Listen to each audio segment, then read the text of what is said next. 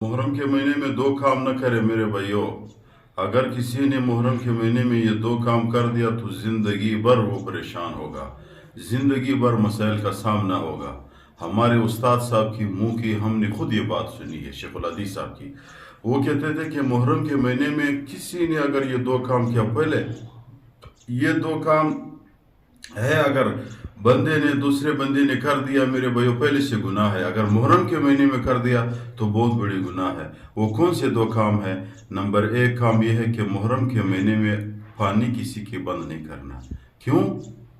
ایک ساتھی نے آپ سے پانی منگا کہ بھئی گلاس پانی دے دو، خواہ مخواہ اس کو دے دو۔ جہاں آپ کو پانی کی ضرورت محسوس ہوئی، کہیں کسی بعض لوگوں کے بور ہے، بعض لوگوں کا چشمہ ہے، کئی جگہ پانی بند کرتے ہیں، پانی کہیں بند نہیں کرنی چاہیے، خاص محرم کے مہینے میں۔ کیوں؟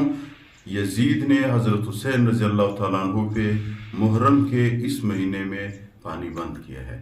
اللہ تعالیٰ بڑا ناراض ہوا، اللہ کافر کو بھی پانی دے رہا ہے، زمین کو کبھی حکم نہیں دیا کہ بھئی کافر کو پانی نہ دو، مشرک کو نہ دو، نافرمان کو نہ دے دو۔ پانی منع نہیں ہے، جب اللہ نے منع نہیں کیا ہے۔ دیکھو مسجد کی پانی ہے، مسجد کی ہر چیز دوسری جگہ پہ استعمال منع ہے، لیکن مسجد کی پانی یہ عام چیز ہے، دوسری جگہ پہ بھی بندہ لے جا سکتا ہے۔